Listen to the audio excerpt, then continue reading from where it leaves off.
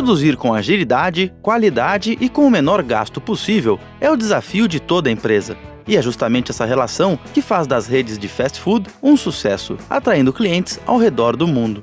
E é por isso que nós somos até uma das maiores empresas do planeta nesse ramo, para tentar entender os motivos que atraem tantos clientes. Com a palavra, o próprio público. Dos lanches, são muito bons e é rápido, eles atendem rápido. Praticidade, muito rápido. A padronização, independente de ser Recife, Goiânia, Brasília, São Paulo, o padrão é o mesmo. E a melhor maneira de manter o padrão e a agilidade em uma rede de fast food é com a otimização. A otimização ela é fundamental para que a gente possa ter o melhor serviço aos nossos clientes. Imagine que um cliente chega à nossa loja com aquela fome de meio-dia e a gente não está preparado para atendê-lo.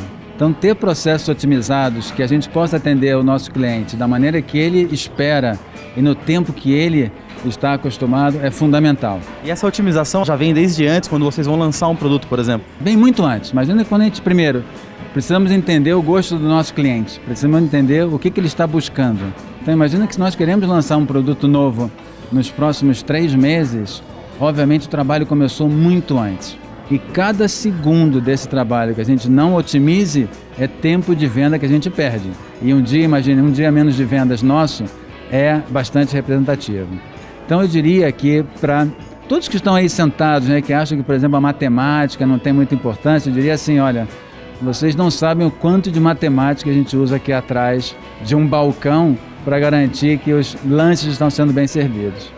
No caso dos alimentos, tem uma coisa muito específica que é a matéria-prima perecível, né? Quando vai lançar um novo produto, ou mesmo os produtos que já tem aqui, existe todo um cálculo feito para ter o mínimo de desperdício? Imaginemos, vou pegar o exemplo dos bigs. Eles levam alface e tomate. Todo mundo sabe que alface e tomate são perecíveis, né? Ao mesmo tempo, eu tenho que comprar alface suficiente para servir com alta qualidade o nosso cliente e evitar que ela se perda.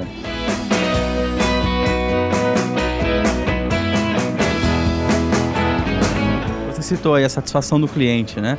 E obviamente que uma rede de fast food precisa de uma padronização. Como que é feito esse cálculo para que o lanche tenha exatamente aquele tamanho, aquela quantidade de alface, aquela quantidade de tomate? Explica pra gente. O cliente que gosta do Big Mac, ele lembra do último Big Mac que ele comprou e que ele comeu. Então ele tem aquela memória de como é o Big Mac. Então ele vai querer receber o mesmo Big Mac, mas ele vai querer receber o mesmo Big Mac aqui em São Paulo, em Recife, em Fortaleza, no Rio Grande do Sul, em qualquer parte do Brasil e do mundo, o Big Mac tem que ser o mesmo. Então nós temos um processo de treinamento e de educação dos nossos funcionários bastante grande.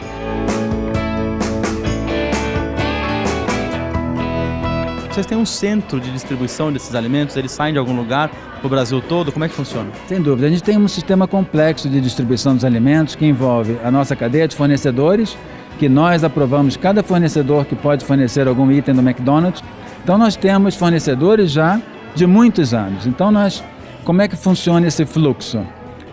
Vou pegar novamente o lançamento dos Bigs.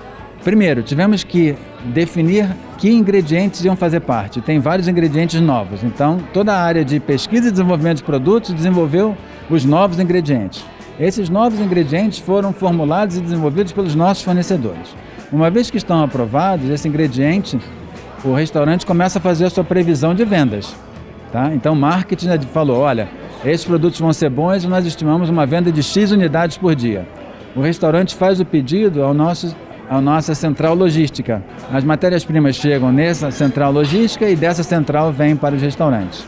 Imagine que isso são milhares de toneladas de produtos distribuídos num país continental como o nosso. Imagine que os centros estão distribuídos geograficamente para atender as várias regiões do país, e envolvem cálculos e algoritmos bem complexos. Ou seja, sem otimização, uma rede como essa nunca iria para frente.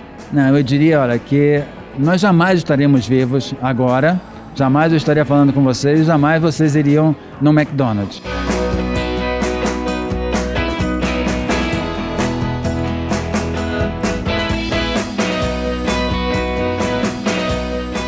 Agora que vimos que a otimização está presente em diversos processos numa rede de fast food, que tal entendermos um pouco melhor como os conceitos de máximo e mínimo global são utilizados? No cálculo, a gente sempre trabalha com uma função, né?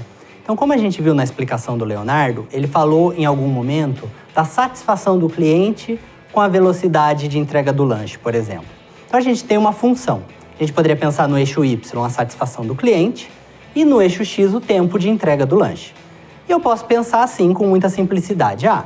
Então eu vou treinar meu funcionário, pressionar meu funcionário para que ele entregue o lanche mais rápido.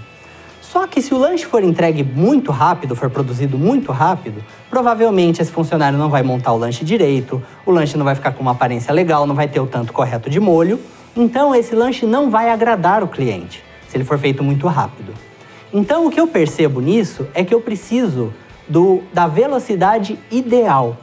Não pode ser nem muito rápido para o lanche ser corretamente construído e nem muito devagar, porque o cliente está com fome e ele quer o lanche dele logo. Então, se eu tiver essa função, se eu fosse fazer o gráfico dessa função, eu teria uma função que aumenta, chega a um ponto de máximo e depois cai. O que eu desejo quando eu faço uma otimização nesse caso é encontrar o tempo para chegar no ideal, o máximo de satisfação do cliente para um determinado tempo que eu escolhi. E para isso ele deve saber, então, todas essas variações de máximo e mínimo. Exatamente, a gente tem que saber localizar os máximos e os mínimos de uma função. E tem uma maneira muito fácil. Quando eu estou em um ponto de máximo ou em um ponto de mínimo, eu tenho uma situação em que a função está aumentando, para de aumentar e começa a cair, quando for um ponto de máximo, ou ela está diminuindo, para de cair e começa a aumentar. Nesse ponto ideal que a gente está buscando, você tem uma derivada igual a zero. Então, o que eu faço? Eu pego a minha função, aplico a derivada e igualo a zero.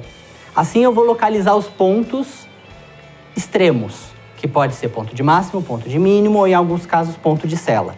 E aí, dependendo do meu problema, nesse caso que eu falei, eu quero maximizar a satisfação do cliente. Então, eu quero o ponto de máximo. Eu poderia estar interessado em minimizar os custos. Então, eu buscaria um ponto de mínimo. E um detalhe importante é que eu posso ter diversos pontos de máximo. Então, eu posso ter pontos de máximo locais ou o global. O global é o mais alto de todos. E aí eu preciso, por exemplo, encontrar meus pontos de máximo e verificar qual deles está mais alto, para descobrir o ponto de máximo global que me interessa nesse caso. Se você nunca tinha parado para pensar na quantidade de cálculos que são feitos para preparar um sanduíche, agora você já sabe. Cada mordida no seu lanche é recheada com muitos números e variáveis a gosto.